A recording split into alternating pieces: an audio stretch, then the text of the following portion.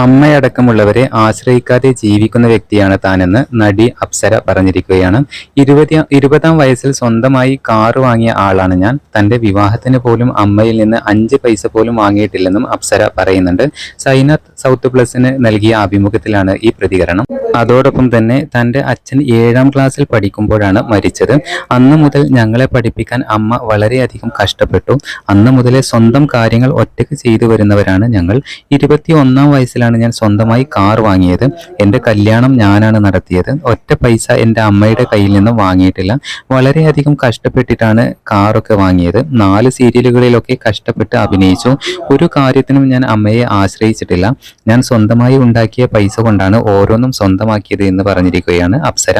Perform ചെയ്യാൻ platform കിട്ടുക എന്നത് വലിയ കാര്യമാണ്. അതിൻ്റെ ഒരു ഭാഗമായി നിൽക്കുക അതുകൊണ്ട് തന്നെയാണ് ബിഗ് ബോസിൽ പോയത്. സാമ്പത്തികമായി മെച്ചപ്പെടും. അതിനപ്പുറത്ത് ഞാനായിട്ട് തന്നെ പെർഫോം ചെയ്യാനുള്ള സ്പേസ് ആണ് ബിഗ് ബോസ്. ഞാൻ സംസാരിച്ച രീതിയോ പ്രവൃത്തികളോ മറ്റുള്ളവർക്ക് ഇഷ്ടമായോ എന്നറിയില്ല. പക്ഷേ എനിക്ക് എന്നെ സന്തോഷിപ്പിക്കാൻ സാധിച്ചു. ദൈവം സഹായിച്ച് 78 ദിവസം നിന്നു. മോശം പേര് പറയിക്കാതെ ആ ഷോയിൽ നിൽക്കാൻ സാധിച്ചു. നെഗറ്റീവ് ഷെയ്ഡുള്ള കഥാപാത്രം ചെയ്തിട്ടാണ് ഷോയിലേക്ക് പോയത്. എന്നാൽ ആളുകളുടെ മനസ്സിലെ നെഗറ്റീവ് മാറ്റി തിരിച്ചിറങ്ങാൻ കഴിഞ്ഞുവെന്ന് സന്തോഷമാണ്. അതിനൊക്കെ വേണ്ടി തന്നെയാണ് പോയതും എന്ന് അപ്സര പറഞ്ഞിരിക്കുകയാണ്.